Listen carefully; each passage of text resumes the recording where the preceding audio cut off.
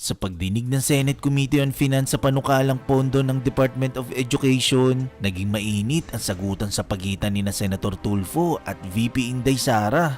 Pinuna kasi ni Senator Raffy Tulfo ang aniyay abuso sa tuwing may nagaganap na PTA meeting o Parents Teacher Association meeting dahil sa mga hinihinging kontribusyon o yung tinatawag na voluntary contribution mula sa mga estudyante o magulang.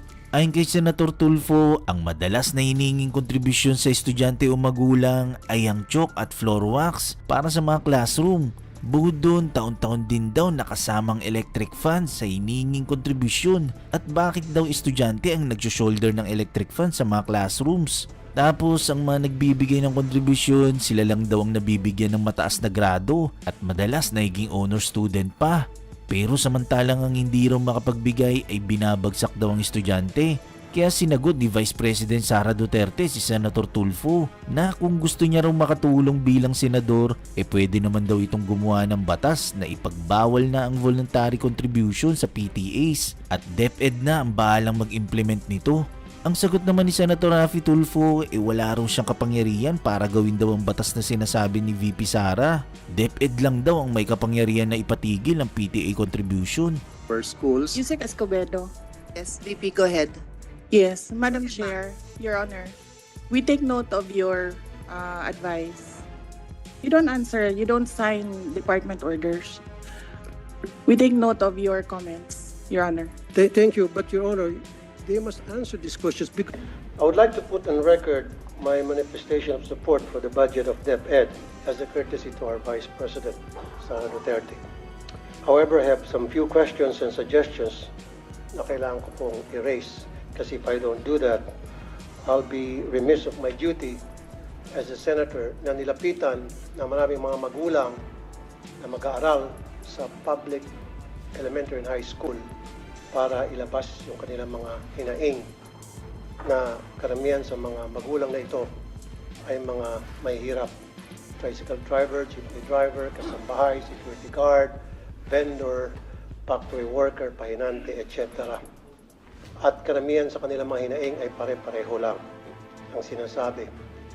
Malaki po ang budget ng DepEd pagdating sa MOOE, 48 billion pesos a year. And yet, every single day, nakakatanggap po ako ng reklamo mula sa mga magulang na mga mahirap natin mag-aaral para sa kontribusyon. At ang eskwelahan ay nagsasabi through the PTA, Parents Teacher Association, in the guise of voluntary contribution, when in fact it is a required contribution, mandatory contribution para sa chalks, floor wax, pintura, varnish, TV repairs, electric fan, test tube, and laboratory materials. Kasama dyan yung printer.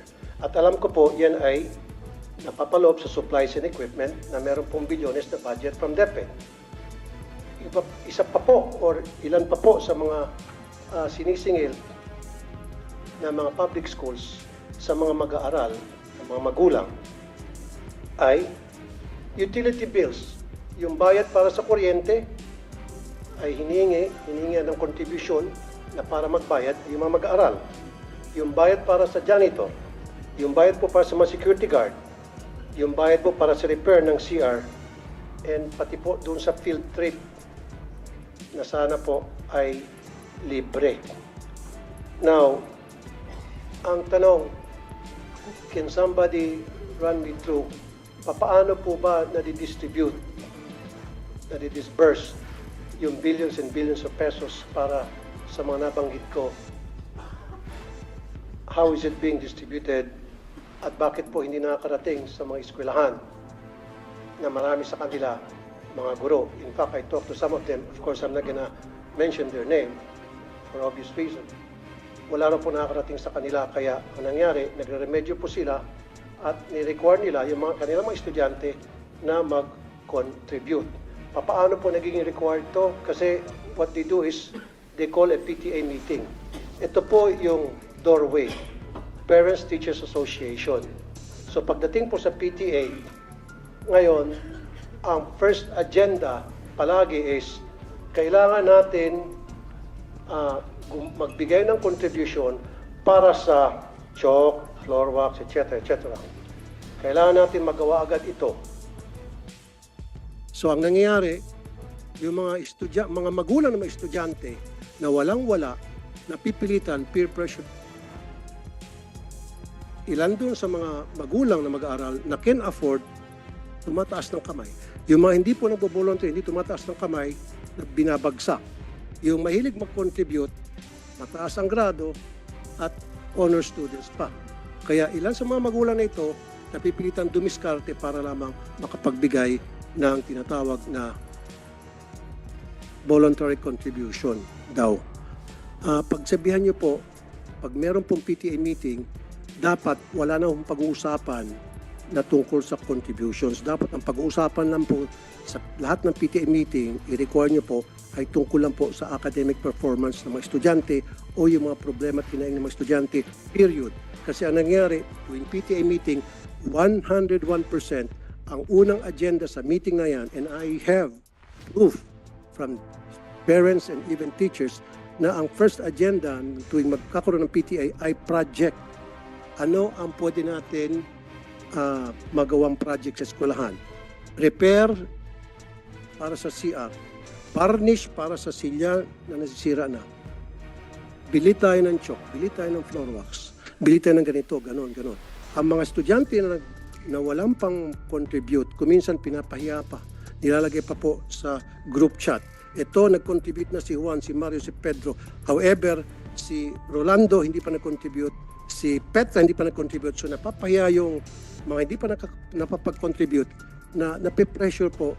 And I agree, dapat pabawiin natin sila sa pamagitan ng pagbigay ng quality education. Pero how can we give these students quality of education kung kulang-kulang? And then, we're teaching these kids to be corrupt when they grow up. How and why? Because they know and they knew na yung paghingi sa kanilang contribution ay pangingikil. Sir, So pag lumaki po itong mga estudyante, makikita nila na okay lang pala yung mangikil kasi si teacher nangikil sa amin. So paglaki nila, there's the possibility na baka mangikil sila. okay. Senator Tulfo, your time is up, no? You've been informed that your time is up. You've responded, but kindly respond again. Yusek Escobedo. Madam Chair, Your Honor, number one, you asked the question on how you can help. Paano kayo makatulong na senator na kayo ngayon? Pwede po kayong gumawa ng batas na ipagbawal po ang voluntary contribution sa mga PTAs. And then, pwede po nating i-implement yan. May penalties po yung teacher or parent na mag-insist na merong voluntary contribution. Ang mga PTA po, just like all the other associations, are guided by the majority. Kung ano po yung desisyonan ng majority doon sa kanilang association, yun po yung nasusunod. Now, it is a voluntary contribution. Ibig sabihin, hindi po pinipilit yung mga estudyante o yung mga magulang na mag-contribute kung yun man ang nadesisyonan na project ng PTA.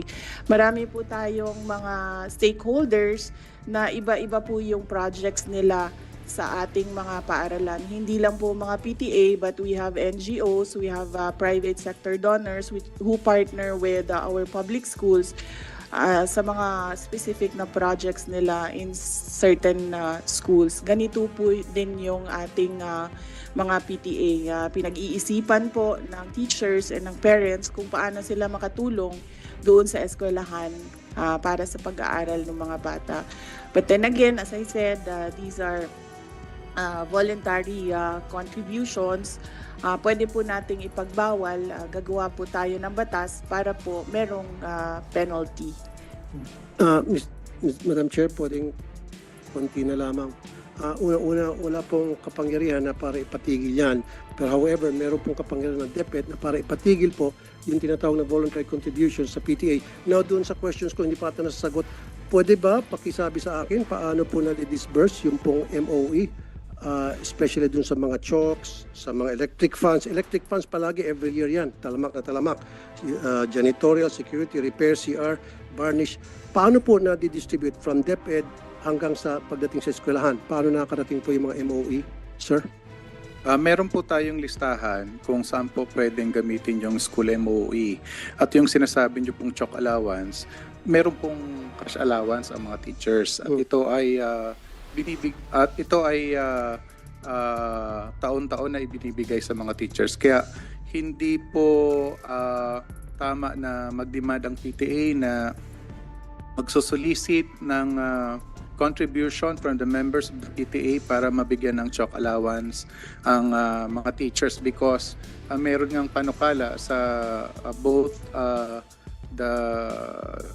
chambers of Congress na i-increase yung cash allowance to 10,000. Good. Kasi sir, katulad yan, aside from chalk, floor wax, pintura, varnish, alam ko kasi sa LGU, meron po atang allocated na 1% from the real property tax ata.